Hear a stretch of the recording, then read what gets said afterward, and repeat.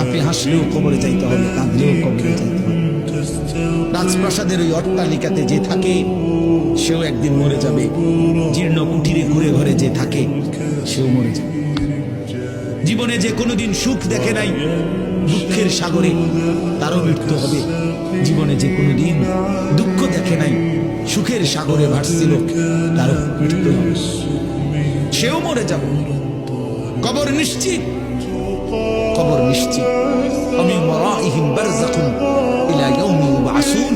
আল্লাহ তাআলা মৃত ব্যক্তিকে বলবে, বান্দা, কোরআন শরীফের আয়াত, এখন থেকে নিয়ে ইসরাফিলের ফুটে হাসরের ময়দানে উঠানো পর্যন্ত বারজাখ মানে কবরের জীবনে পড়ে থাকে।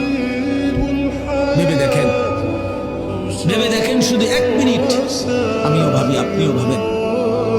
হাদিসের মধ্যে আছে মা বাইনান নাফখাতাইন 40, ইসরাফিল প্রথম ফু দিলে জমিনের সবকিছু মাটির নিচে চলে যাবে। দ্বিতীয় ফু দিলে মাটির নিচ থেকে আবার সবাই উঠে হাসরের ময়দানে দাঁড়াবে। তো নবীজি সাল্লাল্লাহু আলাইহি সাল্লাম বলেছেন, এই 2 ফুয়ের মাঝখানে ব্যবধান হবে 40। তো মুহাদ্দিসিনে কেরাম, উলামায়ে কেরাম বলেন, কেউ কেউ এই 2 ফুয়ের মাঝখানে ব্যবধান হতে পারে 40,000 বছর। তাহলে ধরে নেন, সর্বশেষ যেই লোকটা কবরে গেছে, যদি তার কবরে আযাব হয়, তাহলে তার কবরের আযাব ভোগ করতে হবে 40,000 বছর। এবার বলেন তো, এখন যারা মরছে, এবার বলেন তো রাসূলুল্লাহ সাল্লাল্লাহু আলাইহি সাল্লামের জামানায় যারা মারা গেছে, এবার আরো পিছনে যান, ইব্রাহিম আলাইহিস সালামের জামানায় যারা মারা গেছে, এবার আরো পিছনে যান, নূহ আলাইহিস সালামের জামানায় যে অবিশ্বাসী বেঈমানগুলো মারা গেছে, তারা আজকে কত বছর যাবত কবরে আযাব ভোগ করতেছে। বুঝছেন আমার কথাটা?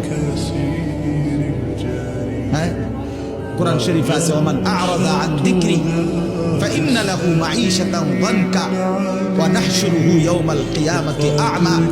আল্লাহ বলেন, আমার স্মরণ থেকে যে মুখ ফিরায় নিল, আমার বন্দিগি, আমার ইবাদত, আমার হুকুম পালন, আমি তার জীবন করে দেব সংকীর্ণ, এবং তার হাসরের ময়দানে উঠাবো অন্ধ। এই জীবন সংকীর্ণ করার একাধিক তাফসীর, এর মধ্যে একটা তাফসীর হলো এইটা যে আল্লাহ জীবন সংকীর্ণ করে দিবে, মানে তার কবরের মধ্যে তার কবরটাকে একেবারে সংকীর্ণ করে দিবে। আল্লাহ রাসূল বলেছেন, নাফরমানের কবর রাইখা যখন ফেরেশতা চলে যাবে, কবর ডান পাশের মাটি তারে একটা চাপ দিবে বাম দিকে, বাম দিকের মাটি এক ডান দিকে, আল্লাহর কসম ডান পাশের হাড্ডি পাঁজর ভাঙ্গা ডান দিকে বাম দিকে চলে যাবে, বাম দিকের হাড্ডি পাঁজর ভাঙ্গা।